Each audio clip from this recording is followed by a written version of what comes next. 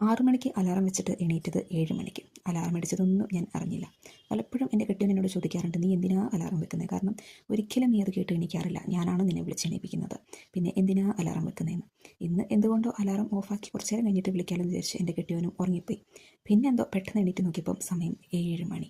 വിളിക്കാത്തത് എന്താ മനുഷ്യനെന്ന് ചോദിച്ച് രാവിലെ തന്നെ കെട്ടിയവന് വഴക്ക് പറഞ്ഞേച്ചാണ് എണീറ്റ് വന്നത്.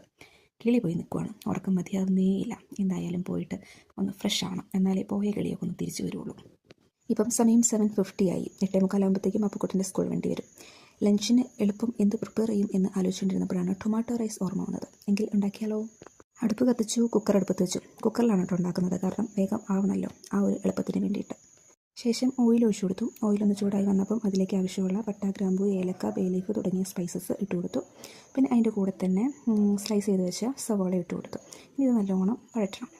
ഉള്ളി പെട്ടെന്ന് വഴണ്ടി കിട്ടാൻ വേണ്ടിയിട്ട് ഞാൻ കുറച്ച് ഉപ്പിട്ട് കൊടുക്കുന്നുണ്ട്.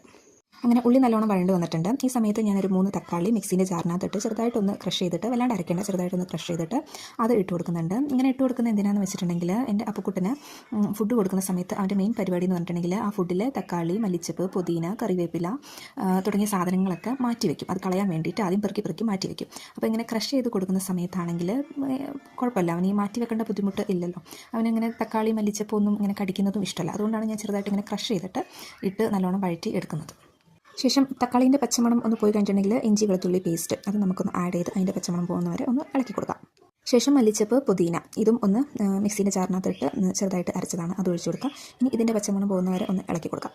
ഇനി ഇതിലേക്ക് ആവശ്യമുള്ള പൊടികളെല്ലാം ഇട്ട് കൊടുക്കാം. മഞ്ഞൾപ്പൊടി, മല്ലിപ്പൊടി, ചിക്കൻ മസാല, ഗരം മസാല തുടങ്ങിയ പൊടികളാണ് ഞാൻ ഇട്ട് കൊടുക്കുന്നത്. ഇതിൽ ഞാൻ മുളക് പൊടി മനഃപൂർവ്വം ഒഴിവാക്കുന്നതാണ്, കാരണം ഓവർ സ്പൈസി ആയിട്ടുണ്ടെങ്കിൽ കുട്ടികൾക്ക് തിന്നാൻ ബുദ്ധിമുട്ടാണല്ലോ. അതുകൊണ്ട് ഞാൻ മുളക് പൊടി ഒഴിവാക്കുകയാണ്. നിങ്ങൾക്ക് വേണമെങ്കിൽ ഇടാം, ഓപ്ഷണലാണ്.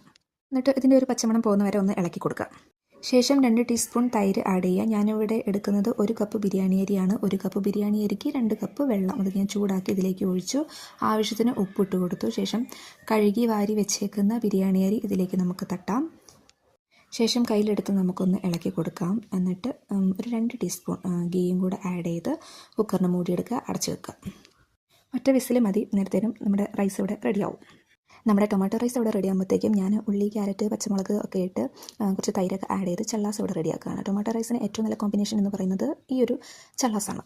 ഫൈനലി നമ്മുടെ ടൊമാറ്റോ റൈസ് ഇവിടെ റെഡി ആയിട്ടുണ്ട്. കണ്ട വാവ്, കളർഫുൾ. ഇനി നമുക്ക് അപ്പുക്കുട്ടന് കൊണ്ടുപോകാനുള്ള ലഞ്ച് ബോക്സ് റെഡിയാക്കാം. അപ്പോൾ ഞാൻ ഈ ടൊമാറ്റോ റൈസ് ലഞ്ച് ബോക്സിലേക്ക് വെച്ചു. പിന്നെ ചള്ളാസ് ഈ ഒരു ചെറിയ ബോക്സിലാക്കി അവൻ്റെ ലഞ്ച് ബോക്സിനകത്തേക്ക് വെച്ചു. പിന്നെ ഈവനിങ് സ്നാക്സിന് ഞാൻ അവന് കൊടുത്തയക്കുന്നത് 2 കേക്കും പിന്നെ ക്യാരറ്റ് ഇഷ്ടമായതുകൊണ്ട് ഒരു 3 കഷ്ണം ക്യാരറ്റും വെച്ചിട്ടുണ്ട്. അങ്ങനെ അപ്പുക്കുട്ടൻ റെഡിയായി ബ്രേക്ക്ഫാസ്റ്റ് ഒക്കെ കഴിച്ച് ടാറ്റ ബൈ ബൈ ഒക്കെ പറഞ്ഞ് സ്കൂളിലേക്ക് പോവുകയാണ്.